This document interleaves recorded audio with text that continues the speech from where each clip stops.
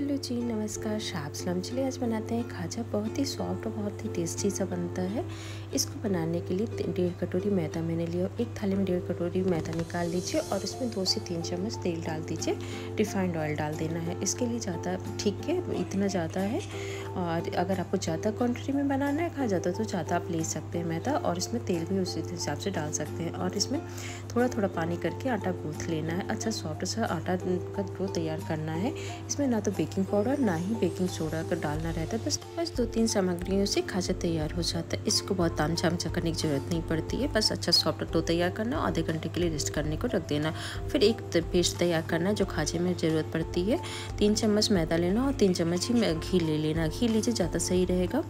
और इसको भी रख दीजिए। और फिर एक इसका चाशनी तैयार करनी है। खाजा के लिए तो चाशनी तैयार करनी पड़ती है सबसे पहले। तो उसको क्या करना है कि 1 कटोरी शक्कर ले लीजिए, अच्छे मेजरमेंट कर लीजिए आप शक्कर की। और फिर उसमें आधी कटोरी पानी डालना है। और इसमें इलायची पाउडर और केसर, ये ऑप्शनल है, वो आप पर डिपेंड करता है आप डालते हैं कि नहीं डालते हैं। इसको डालने के बाद अच्छा सा इसको चाशनी तैयार करने लेना है। इसको मीडियम फ्लेम पे ही पकाइएगा, बहुत हाई फ्लेम में नहीं पकाना है। मीडियम फ्लेम पे पकाते रहिए, चेक करते रहिए। इसके एक तार की चाशनी जब तैयार हो जानी है तो इसको गैस बंद कर देना। पर इसको मीडियम फ्लेम पे पकाएंगे तो ज़्यादा सही रहेगा। जब एक तार की चाशनी बन जाए तो उसको गैस बंद कर देना और साइड में रख देना। फिर उसके बाद करना क्या है, खाजा तैयार करना। जो मैदा गूथा हुआ था ना, उससे खाजा तैयार करना। इसमें से 2 पार्ट कर लेना है। एक पार्ट में पहले 4-5 पूड़ियाँ बना लेनी, बड़ी बड़ी पूड़ियाँ बना लेनी है पतली पतली सी। और फिर इसके दूसरे पार्ट में भी ऐसे ही कर लेना है।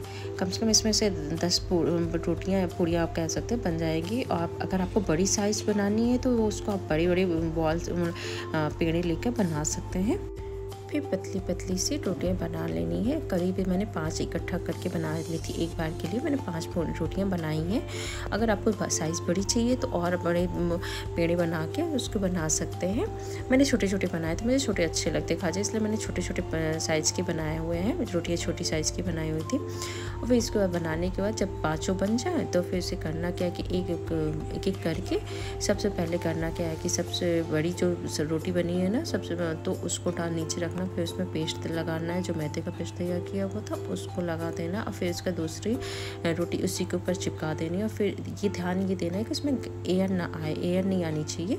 उसको अच्छे से चिपकाते हुए फिर उसमें पेस्ट लगाइए। ऐसे करते हुए 5 बार लगानी है उस पेस्ट को। और 5 रोटियाँ उसको एक साथ चिपका देनी है, एक एक करके ऐसे चिपकाते हुए उसका रोल तैयार कर लेना हल्के हाथों से। बस थोड़ा सा ध्यान देना रहता है कि उसमें एयर नहीं जानी चाहिए।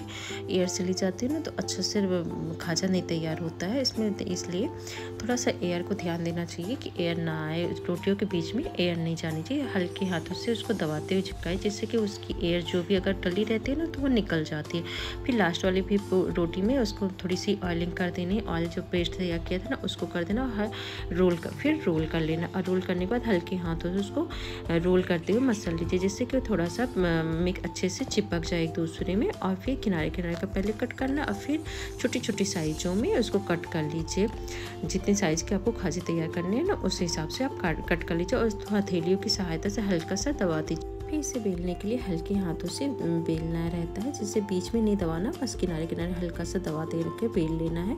और इसके तैसे तैयार हो जाना है। बस इसमें तेल का बस मेजरमेंट करना रहता है कि आप जब भी गर्म करें ना तो बिल्कुल लो फ्लेम पे गर्म करना है इसको, ना मीडियम ना तो हाई फ्लेम पे। और लो फ्लेम पे जब तेल गर्म हो जाए तो उसको एक एक करके खाजे को डाल देना है। और इसको बिल्कुल टच नहीं करना है जब तक ये अपने ऊपर तैरने ना लगे ना, तब तक इसको टच नहीं करना, ना इसको पलटना नहीं रहता है।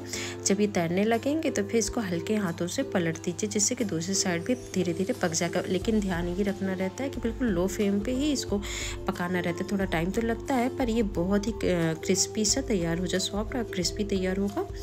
पर जब ये फूल जाए, अच्छे से तैरने लगे दोनों साइड से, तो इसको एक टेक्निक और भी है कि आप इसमें सिलाई हो या फिर कोई टूथपिक या नाइफ़ की सहायता से इसको बीच में जो भी लेयर है उसको अगर नहीं खुल रही है खाजे तो उसको हल्के से लेयरों में खोल दीजिए, उसको नाइफ़ को डाल देंगे तो उसकी लेयर पूरी तरह से खुल जाती है। पर मेरे खाजे तो सारे अच्छे से खुल गए थे। तो अगर आपके नहीं खुलते हैं तो इसको थोड़ा सा ऐसे कर सकते हैं कि मतलब खुल जाते हैं अच्छे से, अंदर भी पक जाएगा क्योंकि ऑयल तो पहले से लगा हुआ उसमें, तो पूरी लेयर एक एक करके लेयर खुल जाती है। बस ध्यान ये देना है कि इसको लो फ्लेम में पकाते हुए अच्छे से पकाना है, दोनों तरफ घुमाते मतलब चलाते हुए पकाइए जिससे कि दोनों साइड अच्छे से पक जाए। जब ब्राउन हो जाए ना तो इसको तब तक पकाना जब तक हल्का सा ब्राउननेस ना हो जाए, तब तक इसको पकाते रहिए। खाजा बनाते समय ना बिल्कुल भी जल्दबाजी मत करिए कि जल्दी से हाई फ्लेम कर देते हैं और जल्दी पक जाएगा। इसको बिल्कुल लो फ्लेम पे ही पकाया जाता है। अगर खाजा लो फ्लेम पे पकाएंगे ना तो बहुत क्रिस्पी, बहुत सॉफ्ट सा तैयार हो जाएगा, और नहीं तो हाई फ्लेम पे क्या रहेगा कि वो बाहर तो पक जाएगा पर अंदर मैदा कच्चा ही रह जाएगा, जो कि अच्छा भी नहीं लगता है और उसका स्वाद भी बिल्कुल भी नहीं आएगा। इसलिए सबसे ज़्यादा ज़रूरी होता है कि इसको लो फ्लेम पे पकाएं तो ज़्यादा बेहतर होता है। जब ये खाजा पक जाए ना तो इसको धीरे हल्के हाथों से निकाल लीजिए। ये बहुत ही सॉफ्ट और क्रिस्पी सा तैयार हो जाता है। और फिर जो पहले से चाशनी तैयार करके रखी हुई थी ना, उसको थोड़ा सा गर्म कर लीजिएगा, बहुत ज़्यादा नहीं, बस थोड़ा सा गैस पे चढ़ा दीजिए जिससे हल्का सा गर्म हो जाए। उसको फिर एक एक करके ऐसे ही डाल देना है, उसी चाशनी में एक एक करके डाल दीजिए। थोड़ा सा खाजे को पलट दीजिए, इधर ऊपर नीचे कर दीजिए जिससे इसकी चाशनी चारों तरफ अच्छे से लग जाए। ज़्यादा देर तक चाशनी के अंदर नहीं रखनी, बस 2 से 3 मिनट तक आप चाशनी के अंदर रखिए और फिर इसको निकाल लीजिए। जैसे कि जो बहुत ज़्यादा चाशनी के अंदर रहेगा ना तो वो बहुत सॉफ्ट और गीला सा हो जाएगा, बस जितनी नीड उसको रहती है वो एब्जॉर्ब कर लेता है चाशनी को। ऐसे ही सारे खाजे तैयार कर लेने होते हैं। बस इसको आप खाइए, इंजॉय करिए। और ये इसको आप काफ़ी टाइम तक रख भी सकते हैं, ये ख़राब भी नहीं होता है क्योंकि अच्छा सा पका रहता है ना, तो इसलिए मतलब ख़राब नहीं होता। अगर आप ये अच्छा करते होते मतलब जल्दी पक जाता और मैदा अंदर कच्चा रहता ना तो बहुत जल्दी ख़राब हो जाता। इसको आप स्टोर करके भी रख सकते हैं, बहुत दिन तक तो नहीं पर हाँ इसकी लिमिट होती 10 से 15 दिन तक आराम से आप स्टोर कर सकते हैं और बहुत ही सॉफ्ट और क्रिस्पी सा तैयार हो जाता है। इसे सजाने के लिए थोड़े से ड्राई फ्रूट लगा दीजिए और कम चीज़ों से बन के तैयार हो जाता है खाजा। बहुत ही टेस्टी, बहुत क्रिस्पी, सॉफ्ट, बहुत ही अमेजिंग सा टेस्ट आता है। इसे आप स्टोर करिए और खुद भी खाइए, दूसरों को भी खिलाइए, बहुत मज़ेदार सा बन के तैयार होता है। Thank you. बनाएं, खाएं, खिलाएं और एंजॉय करिए। राम राम जी।